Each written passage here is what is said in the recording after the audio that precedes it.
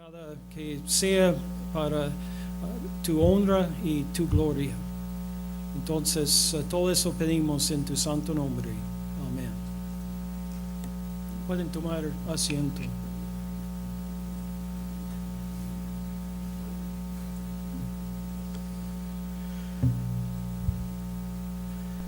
Muy buenas tardes. Me es un grato placer poder extenderles una cordial bienvenida a nuestro plantel y también a la graduación de los graduandos de 2017.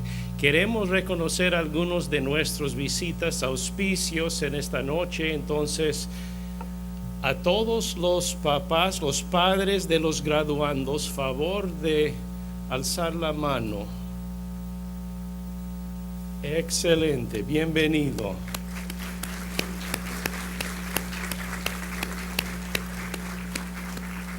Y a los familiares que no son papás de los graduandos.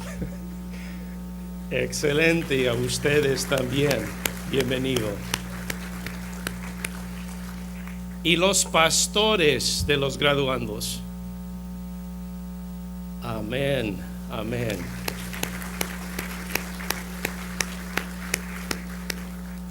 Quiero felicitar a ustedes, los que han cursado ya varios años con la meta de llegar a esta noche, pero quizá una meta un poco más grande de solamente la graduación.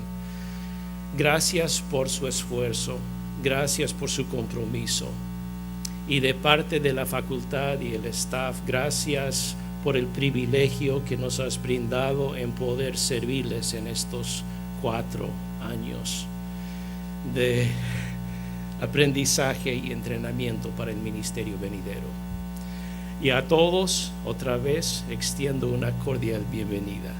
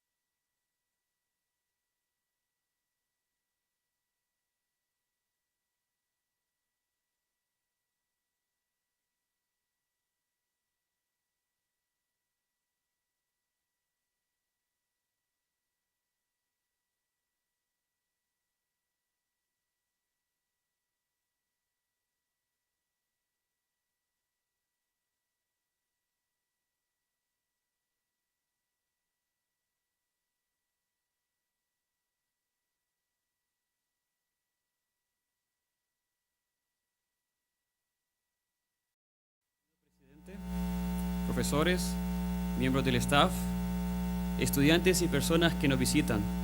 Es un honor para mí poder presentar este discurso de agradecimiento en nombre de la clase graduando.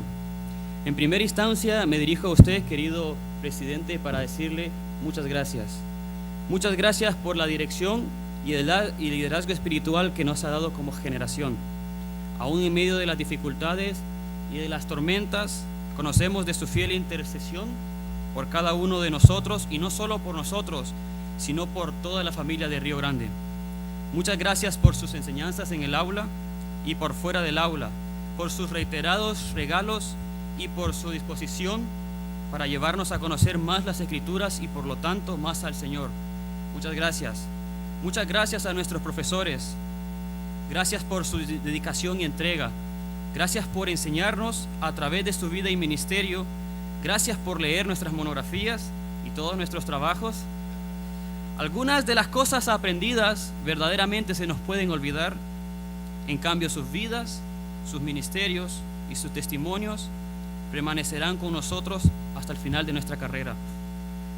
Nuestra oración es que permanezcan siempre fieles al Señor y sensibles a la voz del Espíritu Santo. Que su ánimo no decaiga, aunque vengan las tormentas, aunque la salud falte, aunque el sustento falte también, e incluso cuando la higuera no florezca. El Señor no es injusto para olvidar la obra de amor hacia los santos. Gracias por aceptar esta responsabilidad. Gracias por aceptar el privilegio de enseñar las Sagradas Escrituras. Es por esta razón y de parte de la clase de graduando queremos entregar este presente a usted, querido presidente. Hemos generosamente donado un equipo deportivo para los estudiantes, para las canchas, y verdaderamente esperamos que pueda ser de mucha bendición para las futuras generaciones.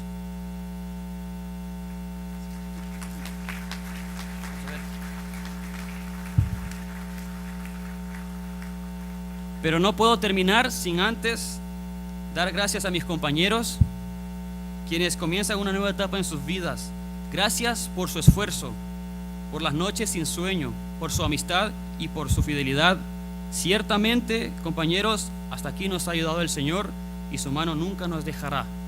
Pero por sobre todas las cosas, agradecemos a nuestro Dios, nuestro Padre, por su fidelidad y por su gracia, por su sustento y compañía, por su amor incondicional, por su salvación y por el privilegio de llevar este mensaje, por el Espíritu Santo y por su Hijo Jesucristo. Por lo tanto, al Rey de los siglos, inmortal, invisible, al único y sabio Dios, sea honor y gloria por los siglos de los siglos. Amén. Muchas gracias.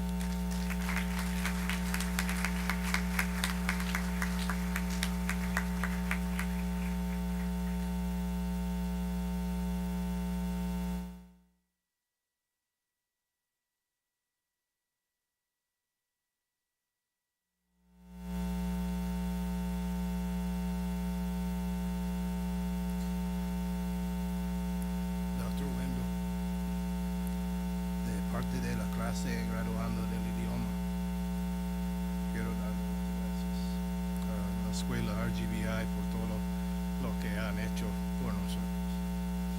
Muchísimas gracias.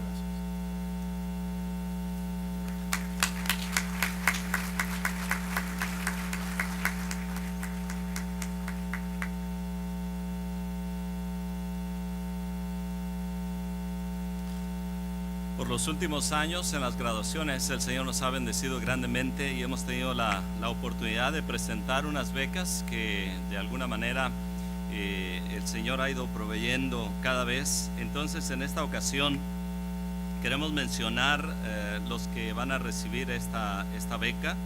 En primer lugar, $500 de parte de una persona de Oregon. Va a ser otorgada para Miguel Dávila.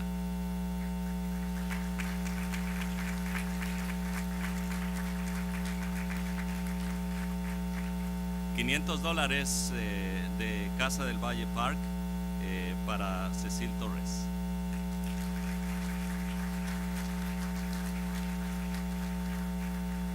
Y un amigo de la escuela, Arnold Eden, va a dar $250 para esta beca que va a ser otorgada a Josué Cott.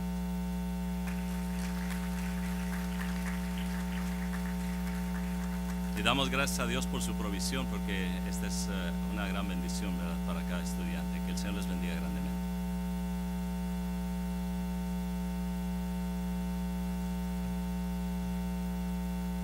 Me es un honor y un privilegio poder presentar el orador de esta noche. Invitado es el pastor Vidal Muñiz. Él nos ha brindado mucho apoyo como escuela en diferentes conferencias y también hospedando a algunos de nuestros estudiantes en su iglesia. Hermano pastor, bienvenido y gracias. Gracias.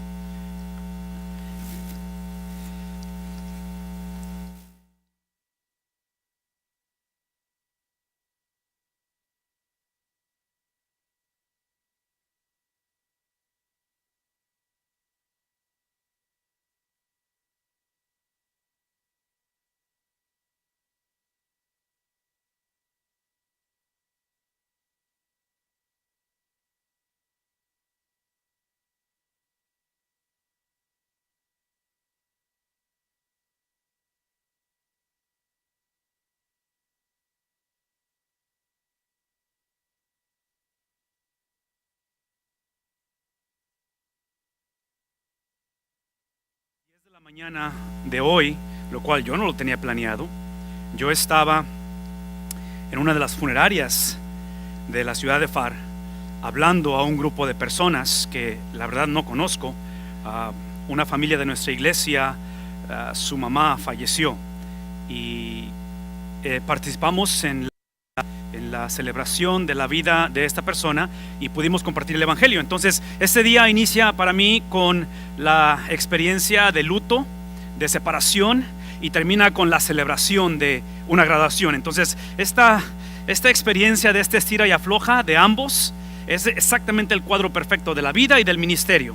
Así es que no hay mejor manera de ilustrar lo que la palabra de Dios enseña, porque muchas veces queremos que sea uno u otro, pero la realidad es que la vida es exactamente igual. Inclusive para mí, a manera personal, este próximo sábado, próximo viernes, Dios mediante, nuestra hija, la mayor, gradúa de uno de los colegios comunitarios de aquí de la ciudad, SCC, lo cual trae un gozo increíble en mi vida.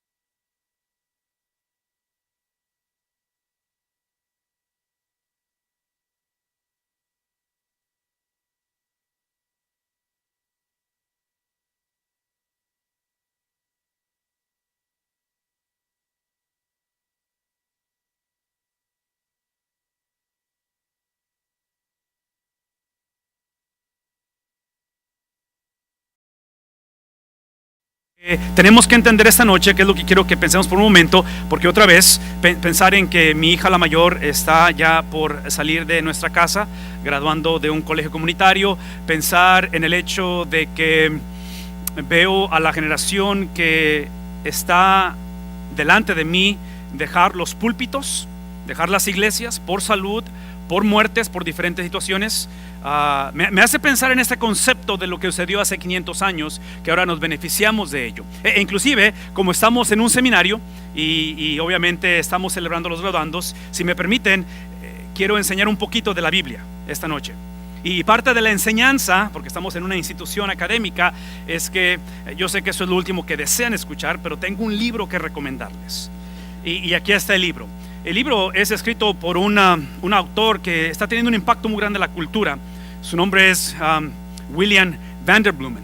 Y él escribió un libro que me ha hecho reflexionar. Inclusive lo he mencionado varias veces en nuestras reuniones de liderazgo en la iglesia, porque este libro, que es lo último que probablemente deseen escuchar esta tarde, porque está hablando de la transición pastoral, ministerial. El libro se llama Next, que obviamente la palabra es fácil de interpretar, pero esto tiene que ver con el ministerio de sucesión, el ministerio donde lo que yo voy a asumir, y estoy viendo hasta cierta manera el trasfondo de muchos de ustedes de diferentes nacionalidades, pero pienso que este principio se aplica por todos lados, es que el reto que ustedes van a encontrar los próximos meses, los próximos años, conforme el Señor los ubica a donde el Señor los vaya a llevar, es el reto de que mi generación y la generación que estuvo antes de mí, yo diría que no hicimos el mejor trabajo en preparar el camino a los que vienen detrás de nosotros. Y cuando digo eso, quiero que escuchen un poquito de lo que estoy mencionando, porque no quiero sonar negativo con respecto a mi generación ni a los que vienen detrás de mí o los que estuvieron adelante de mí, pero estoy haciendo esta referencia porque una de las cosas que tenemos que entender en el ministerio es que el ministerio es vivido en el contexto de la iglesia local. Y aunque algunos de ustedes a lo mejor no van a servir en la iglesia local necesariamente y sus ministerios van a moverse a otras áreas, la realidad es que si la iglesia va a experimentar esto, que es la preparación del liderazgo que viene detrás de nosotros, tiene que ser un casamiento entre el líder y la iglesia. No creo que nada más le corresponda al líder solamente hacer esto. Y a raíz de ello, otra vez, ustedes van a entrar en contextos donde a lo mejor se van a encontrar con una generación de hombres y mujeres que han estado antes que ustedes, obviamente, que no van a querer dejar la iglesia, que se van a querer quedar más tiempo de lo que deberían de quedarse, y otra vez, aquí es a donde voy, el otro reto es de que no hubo un plan intencional de cómo hacer eso. Entonces, mi invitación esta noche es que leamos del libro de Efesios, simplemente cómo es que Pablo presenta esta cuestión del ministerio o presenta esta cuestión de la vida de la iglesia con el final en mente. En lugar de entrar simplemente para ejercer el ministerio, es como iniciamos con el final en mente. Inclusive parte de la enseñanza de la Biblia es que la salvación del hombre literalmente inicia con el final en mente. Y el final en mente, lo hemos dicho muchas de las veces, no es simplemente el cielo un día o después de que muramos. Y otra vez esta mañana es un tema refrescante para mí porque lo hablamos en el funeral, pero es literalmente lo que se le llama similitud a Cristo en la tierra. ¿Qué implica ello? Que cuando yo recibí esta mañana un volante como este, cuando entré a la funeraria, porque a los que somos pastores nos dan un papel oficial donde está la información de la persona, lo primero que yo siempre busco es las fechas de nacimiento y obviamente de defunción. Pero pensar en una persona que fallece, su característica en esas dos fechas de nacimiento y defunción es que tienen en común que hay una línea en medio. Y esa línea en medio es lo que yo diría que hasta cierta manera implica una cosa de demasiada importancia, porque del momento en que nazco al momento que muero, esa línea de en medio es la que refleja la calidad de vida que tuve. Entonces en el ministerio es exactamente lo mismo. Si naciendo ustedes nacen vocacionalmente para una vida de servicio, nuestra deseo y oración es que ustedes terminen la carrera bien. Pero eso va a requerir un plan de acción, prácticamente hablando. Lo que queremos hablar esta tarde es hablar de esa línea en medio. ¿Qué es lo que va a pasar en los próximos 15, 20, 30, 40, 60 años, los que el Señor les conceda a ustedes ejercer esta vida vocacional? A raíz de ello es que otra vez, pensando en la enseñanza, quiero que piensen, porque el libro de Efesios es donde estamos, y quiero que vean la siguiente cosa en la pantalla. Es que es el libro en la Biblia o en los escritos de Pablo que tiene que ver con obviamente el entretejimiento del mensaje de este escritor. Y el libro de los Gálatas es el libro donde Pablo hace una iniciación o una introducción de la teología o de la Biblia o de los principios básicos del cristianismo. El libro de Romanos es el libro en el cual encontramos hasta cierta manera ese desarrollo y lo expande. Pero el libro de Efesios es donde él lo usa, y aquí es donde yo no traigo uno porque no estoy graduando, pero es lo que ustedes tienen en su cabeza. El libro de Efesios es lo que en inglés se le llama como el capstone, es el birrete, es lo que Pablo usa en su teología como la graduación de todo lo que ha dicho. Entonces por eso estoy mencionando de cómo podemos iniciar con el fin o con el final en mente. Esta tarde quiero que piensen en esta cuestión de lo que mencioné de la reforma, porque vean la siguiente de las de las cosas ahí escritas es que en el caso de la iglesia, para que sea saludable, para que pueda ser una reforma teológica hace 500 años, pero ahora que sea una reforma en liderazgo, una reforma en lo que ustedes están por vivir, tenemos que entender que el reto que ustedes van a encontrarse, y lo van a encontrar por todos lados, es la cuestión de la diversidad y cómo vivirla a nivel de cultura, a nivel de diferencias de trasfondos, tal vez en este caso de idioma, o tal vez en el cuestión inclusive teológicos. Y lo que estamos tratando de conseguir esta tarde, pensar en el libro de Efesios, es pensar en la celebración de esa diversidad, porque la realidad es esta: ustedes van a encontrarse con iglesias, con contextos en los cuales la diversidad, que es la realidad de la vida, va a depender en la manera en que abracen el evangelio, si la usan como tracción o como fricción. Y para los que estamos casados, esto es obviamente aplicable, porque la persona con la que nos casamos, la diversidad o diferencias cuando éramos novios las celebrábamos. Ahora que nos casamos, decimos, ¿qué estaba pensando? Inclusive mi argumento con muchas damas ha sido, en cuestión de consejería o diferencias matrimoniales, es cuando le pregunto a las, y digo damas no porque los hombres no lo hagan, pero mi esposa no está aquí, así es que voy a hablar un poquito de las damas, ¿ok? Pero después de que hablamos de su situación, el contexto, las diferencias, al final les digo, ok, entonces descríbeme qué sería lo ideal para ti en cuestión de lo que esperas que él haga. Y empiezan a hablar en una descripción en detalle, obviamente, porque a la mujer le gusta en detalle la cosa. Y llega un momento en cual típicamente no falla. La detengo y le digo, ¿estás oyendo lo que estás diciendo? Porque acabas de describir a otra mujer. Eso es lo que en otras palabras, nuestra tendencia es exactamente evitar la diversidad, o evitar, nuestra tendencia es buscar lo que sea, lo que es cómodo, lo que es simplemente algo en el cual afirme lo que yo ya creo, esté de acuerdo en mis maneras de pensar o de sentir. Y obviamente el ministerio es exactamente lo opuesto. Y otra vez, el apóstol Pablo nos va a decir lo siguiente, capítulo número 4, antes de que lo lean y antes de poner la pantalla, quiero que escuchen esto de mí, por favor. Los escritos de Pablo son bien predecibles en este sentido, de que Pablo en sus escritos, él es predecible en un aspecto literario, cómo escribía él. Y típicamente, y esa es una norma que encontramos y son muchos escritos de Pablo en la Biblia, en que a la mitad del libro él divide lo que es todo lo que es doctrina, enseñanza o teología o lo profundo. No que lo otro no lo sea, pero después la otra mitad es la aplicación, esto es lo que hay que hacer con lo que te dije y todo ello.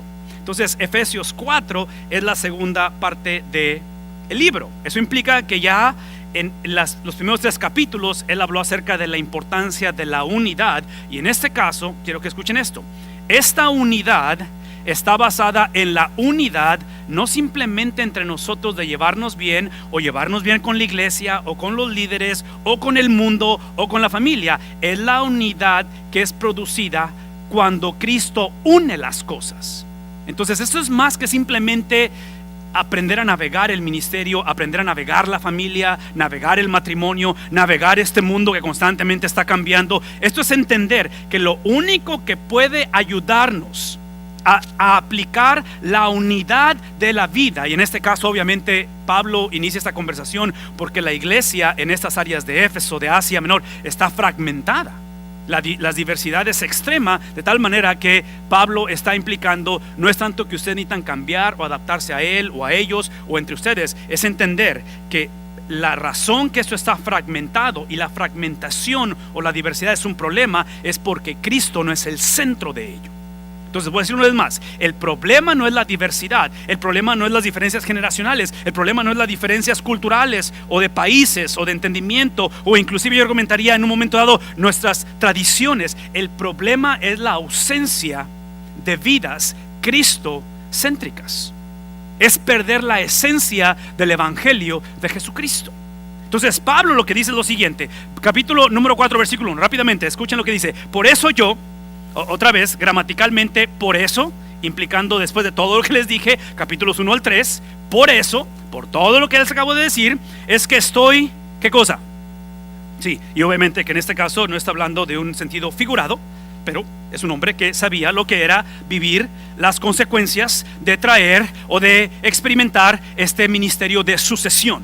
El entender que él como pastor, como apóstol, como líder de la iglesia, como fundador de la iglesia en muchas localidades, su trabajo era simplemente preparar el camino para los que vienen detrás de él. Por eso él está iniciando su carrera con el fin en mente. Dice él: estoy preso por causa del Señor. No es algo que yo decía, no es algo que yo busco, pero más sin embargo les ruego, les imploro que vivan. Escuchen el lenguaje, que vivan. No está simplemente pidiendo que crean o que estudien o que se profundicen o que cambien su doctrina. Él está diciendo vivan. ¿Por qué? Porque su manera de ver, en este caso la vida, es completa. En otras palabras, lo que nos vamos a encontrar en la iglesia va a ser un divorcio entre creer lo correcto y vivir correctamente.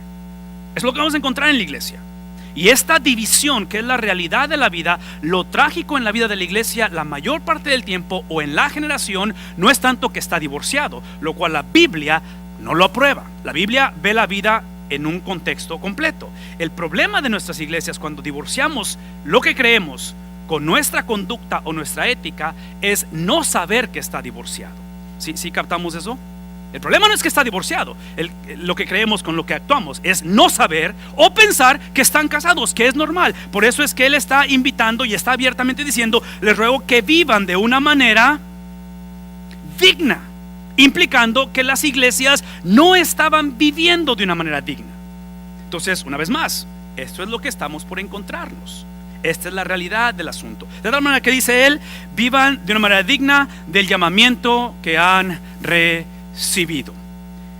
Una de las cosas que me hace pensar el apóstol Pablo, y otra vez esto es algo de lo que estamos describiendo aquí, y cuando entré fue lo primero que noté, porque cuando entré aquí pensé yo que tal vez pueda encontrar uno para ilustrar lo que está tratando de decir Pablo, y me encontré dos, pero me di cuenta que los estaban usando.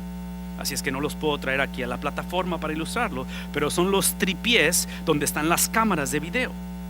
Y como no las puedo traer porque las están usando y no pensé que me las fueran a prestar, entonces no las he pedido, pero lo que hice es que traje una foto.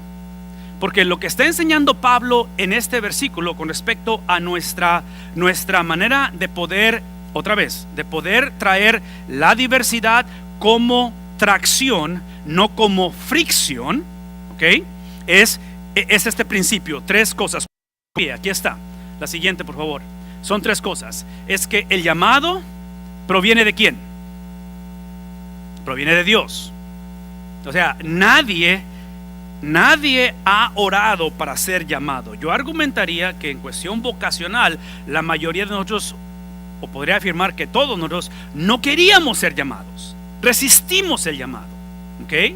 Entonces, como graduando se van a encontrar en los próximos años con contextos, situaciones donde circunstancias van a retar su llamado e inclusive los van a hacer cuestionar su llamado. Eso es parte del asunto, es parte de lo que estamos hablando. Es inevitable hasta cierta manera eso. Entendamos que es algo que es soberano. La segunda cosa es que toda intervención divina requiere respuesta humana. ¿Sí captamos eso?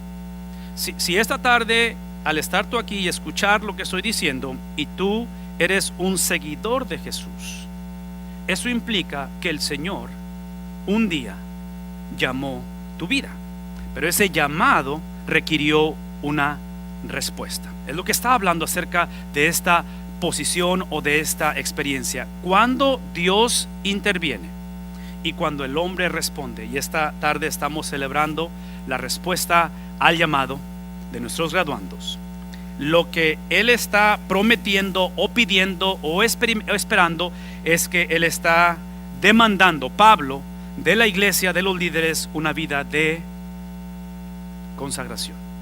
Ese es el tripié que quiero que piensen. Son tres diferentes experiencias donde lo que quisiera decirles es, si te puedes regresar una hacia atrás para ver el tripié, es mi pregunta, y especialmente ahorita que están las cámaras aquí enfrente de nosotros: ¿cuál de las tres patas del tripié es más importante? ¿Cuál se necesita más de las tres? Entonces, en la cuestión de lo que ustedes están por hacer, necesitamos leer este versículo 1 de Efesios, recordando que como es importante el llamado, es de extrema importancia mi respuesta, y que estas dos experiencias, que la manera en que yo siempre pienso en esta experiencia o en esta ilustración es Mateo 16, cuando el Señor le revela a Pedro que Él es el Cristo, el Hijo del Dios viviente, y Jesús afirma su confesión. ¿Y qué dice Jesús? Porque no te lo reveló, ¿sí? Sino ¿quién se lo reveló? Entonces, ¿quién lo reveló? Dios lo reveló. ¿Quién lo confesó? Lo confesó Pedro.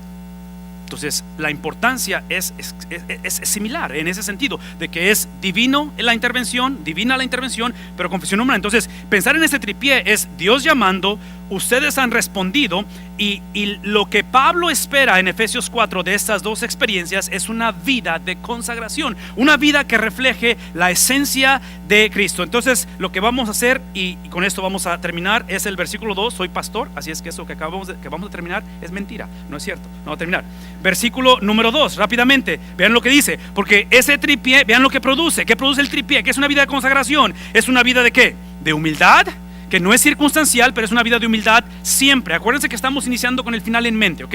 Estamos iniciando la conversación entendiendo que mi propósito es que conforme yo hago o yo ejerzo o yo sirvo en un contexto de la iglesia, ¿sí? Para los propósitos del Señor, yo tengo que iniciar la conversación donde mi ministerio tiene que caracterizarse, donde yo estoy en este proceso de sucesión, donde lo que estoy haciendo es simplemente preparando a la generación que viene detrás de mí en la continuidad del evangelio. Inclusive lo atractivo de este libro que mencionaba de William Vanderbloemen es que la primera oración, el primer enunciado del libro, eso es lo que, así inicia el libro, literalmente dice: todo pastor es interino. Es lo que dice, todo pastor es interino. ¿Qué implica ello?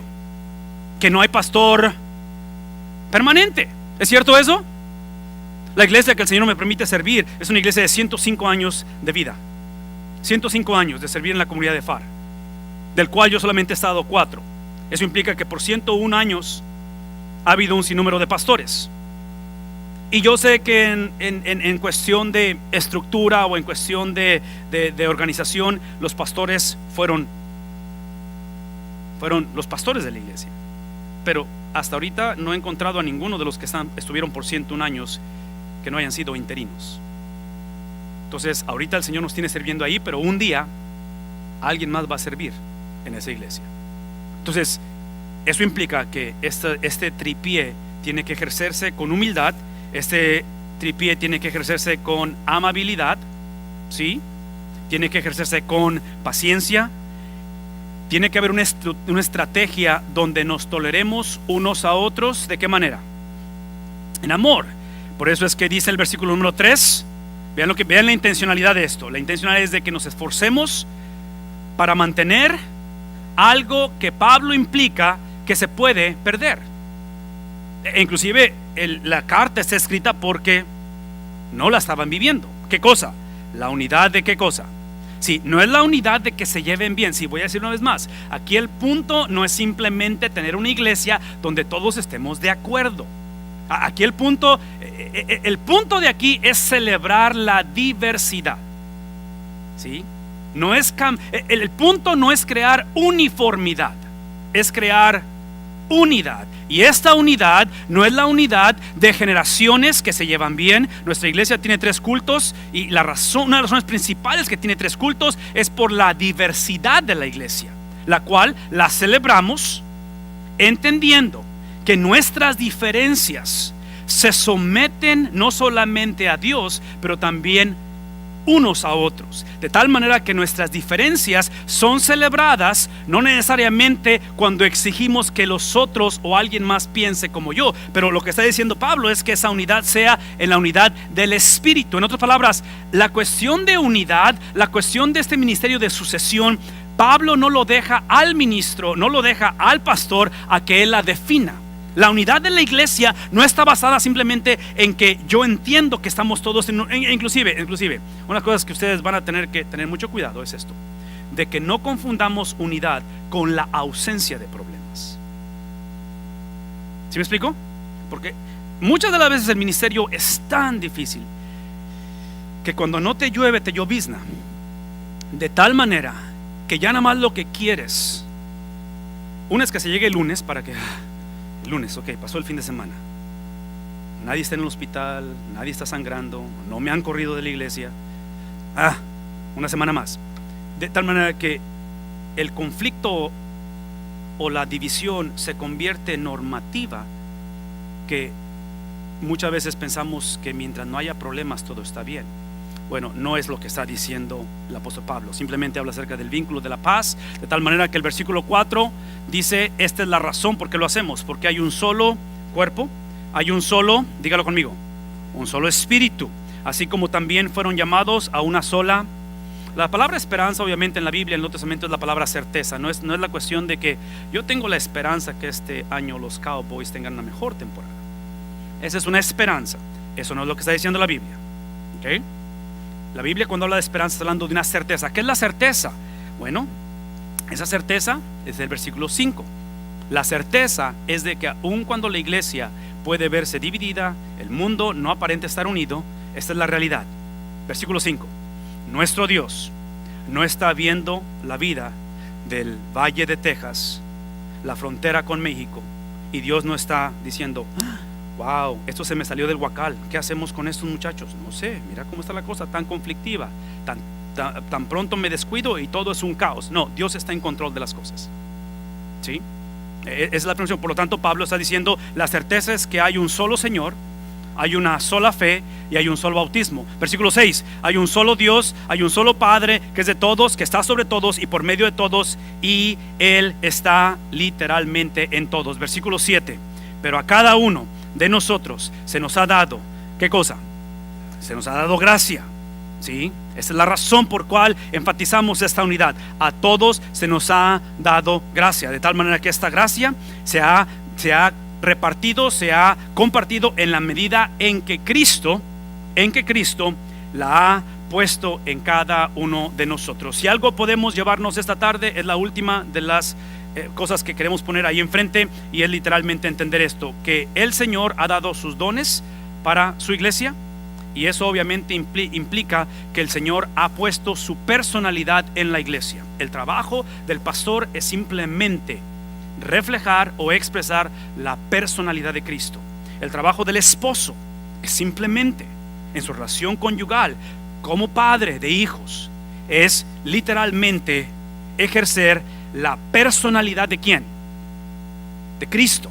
Inclusive si hay solteros aquí y tienen novio, si hay padres de familia que tienen hijos que a lo mejor van a tener novio o novia y se andan casando, esta es mi sugerencia: a menos que el candidato o la candidata expresen la personalidad de Cristo, mi sugerencia es que ni se metan en camisa de 11 varas. Esa es mi sugerencia.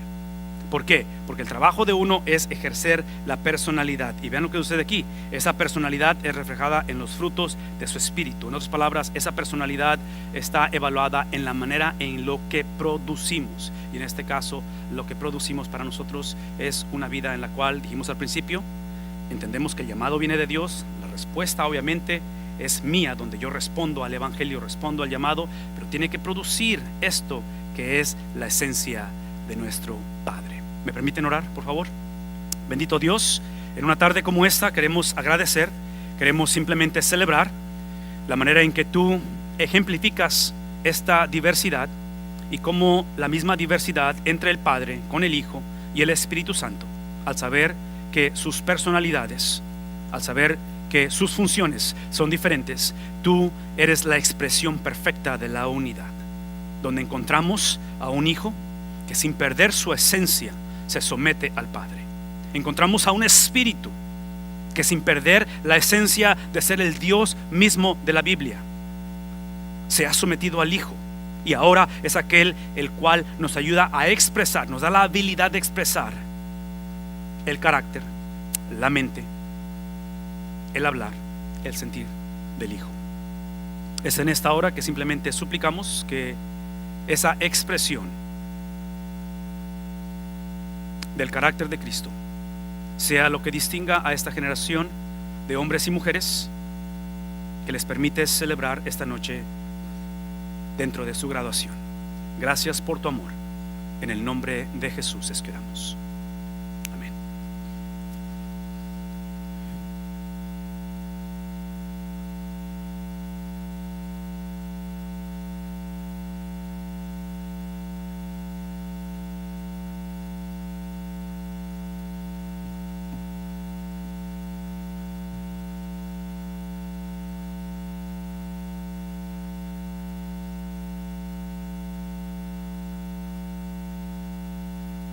Doctor Windle, en esta tarde, con mucha emoción, tengo el honor de presentar a usted a la clase de la primavera del 2017. Ellos han cumplido con los requisitos establecidos en esta institución bajo nuestra agencia acreditadora. Por tanto, de parte de la facultad, recomendamos a estos para que sean graduados en este día.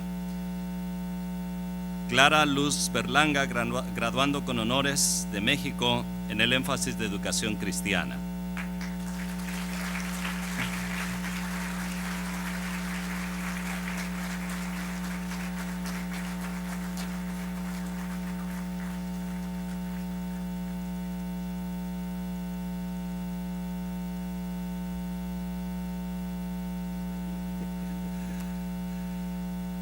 Graduando con honores Catherine Bonor Reversat de Paraguay, graduando del énfasis de ministerios femeniles.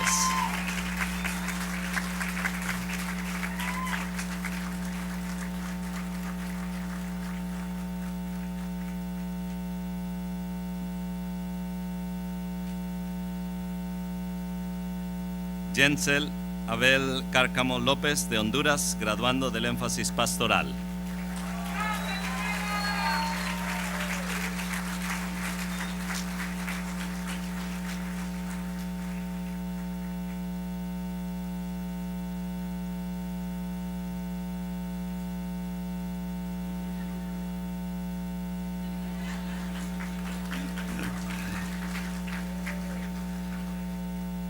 Nicolás Cornejo López de Estados Unidos, graduando del énfasis pastoral.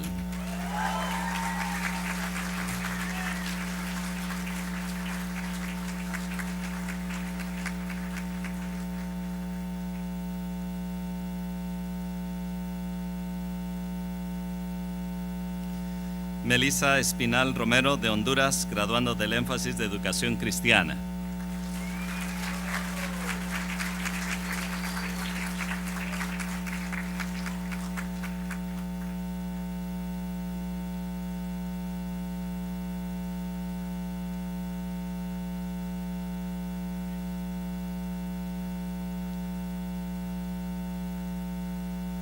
Juan Luis Fernández de México, graduando del énfasis de misiones.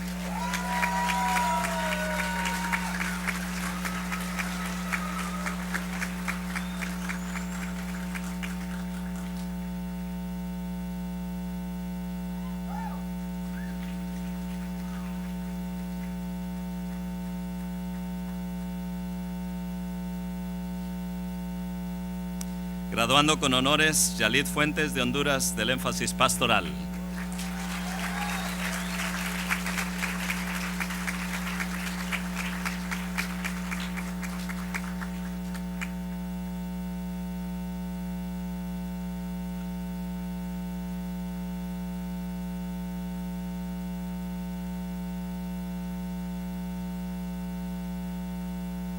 Osvaldo Enrique Gámez Padilla de México, graduando del énfasis pastoral.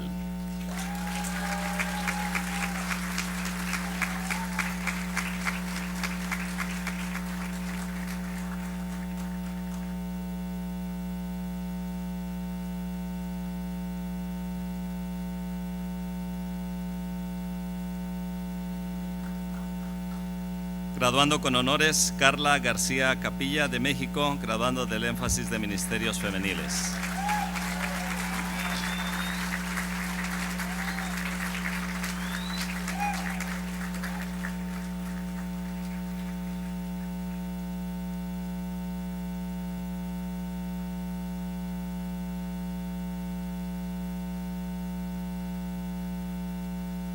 Yareli Abigail López Tapia de México, graduando del énfasis de educación cristiana.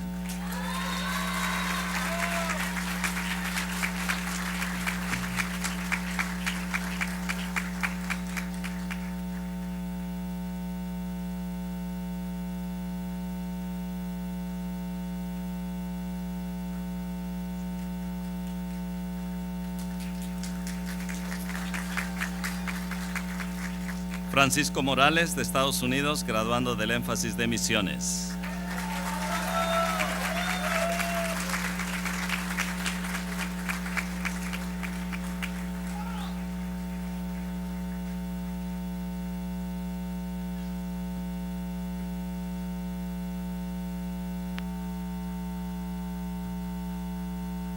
Jonathan Moya de Ecuador, graduando del énfasis pastoral.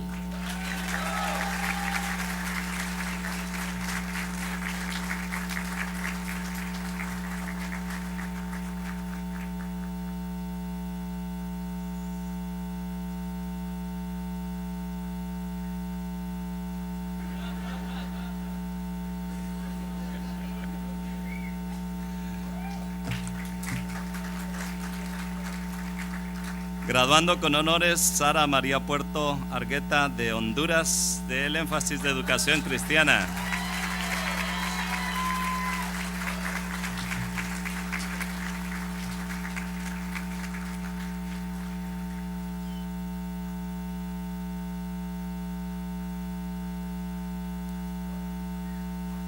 Graduando con honores a Carla Raquel Ramos de Honduras, de doble énfasis, misiones y educación cristiana.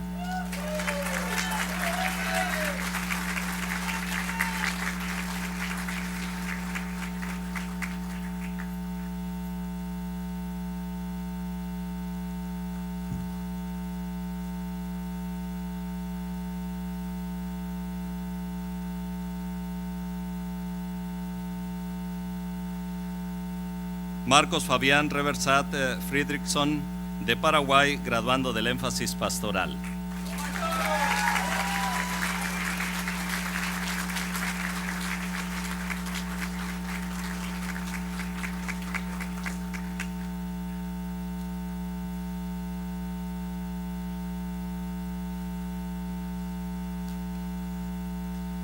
Graduando con honores, William Nathanael Reversat de Paraguay, del énfasis pastoral.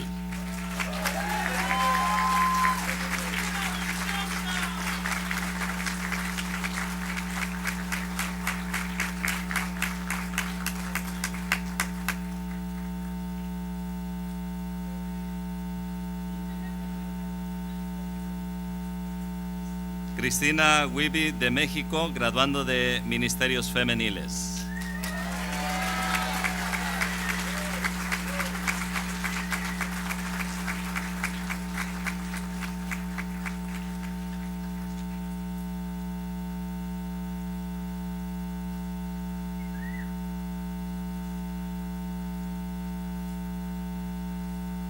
Y graduando del certificado de 2 años en estudios bíblicos con honores, Marcela Alba de México.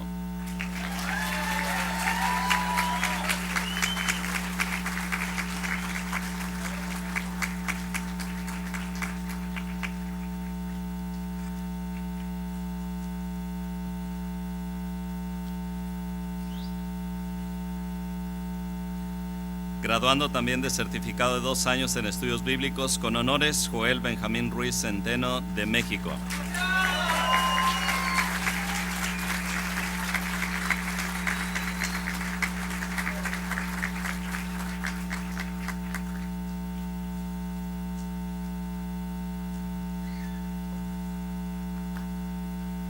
Y graduando del certificado de 1 año en estudios bíblicos, Edith Cárdenas Mayo de México.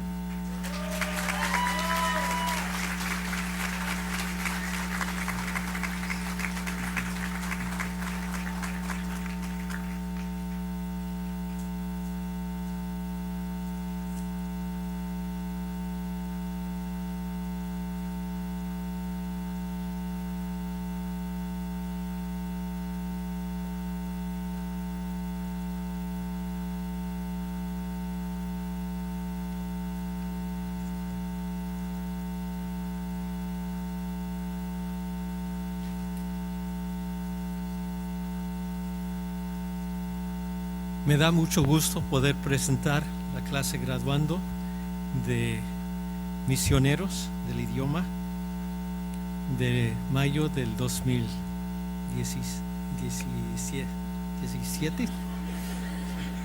Corren los años, ¿verdad, hermanos? Bernadette Marguerite Montgomery.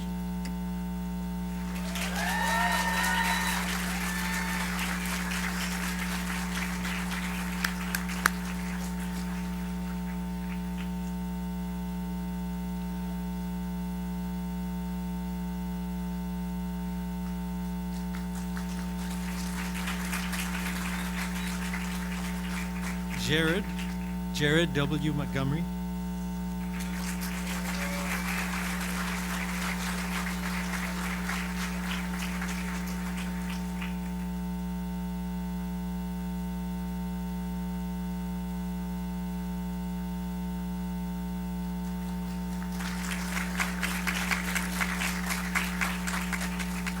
Mark Kenneth Perry.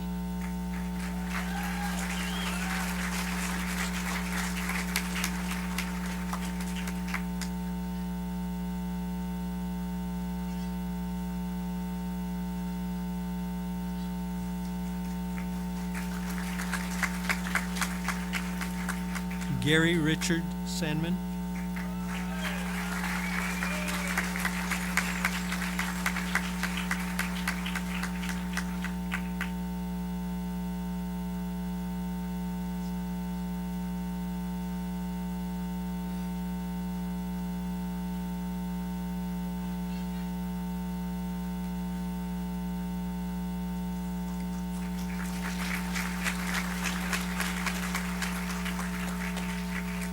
Bethany Shoecraft.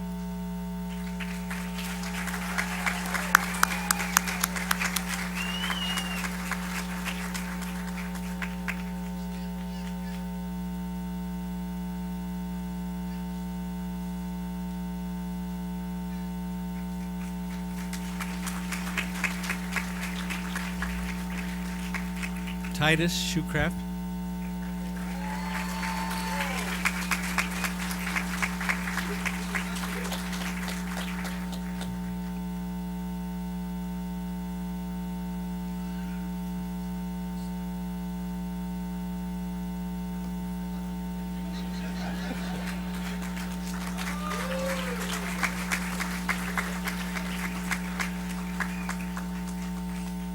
Ya ven que tenía que portarme bien con esta clase.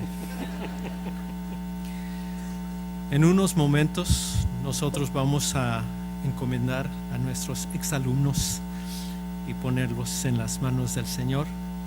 Ellos van a pasar aquí al frente, nuestros obreros van a pasar para imponerles las manos. Inmediatamente después todos están invitados para felicitarlos en el edificio de multiusos aquí al lado.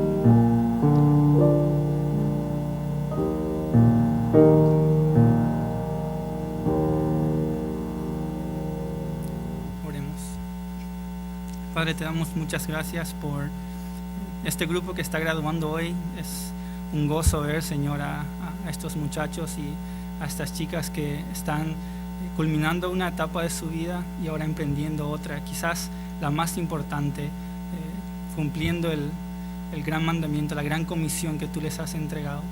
Y al igual que tu Hijo Jesús envió a sus discípulos en medio de lobos, nosotros los estamos enviando a un mundo donde las cosas no van a ser fáciles, donde van a enfrentar situaciones difíciles, y rogamos, Señor, que durante todo este proceso, al estar realizando la obra que tú les has encomendado, que ellos puedan ver tu gracia en sus vidas de una forma real. Señor, que tu Espíritu los anime, los fortalezca en esos momentos de dificultades. Rogamos, Señor, que todo aquello que ellos han aprendido, todas esas herramientas que ellos han podido afilar estando aquí en el seminario, las puedan usar con destreza para tu gloria, para que tu nombre sea exaltado. Nuestro mayor deseo, Señor, es que toda la tierra te conozca. Nuestro mayor deseo es que tu evangelio sea proclamado a aquellos que lo necesitan. Y rogamos, Señor, que tú puedas utilizar a estos alumnos, exalumnos, de una manera eficaz. Los encomendamos en el nombre de Jesús.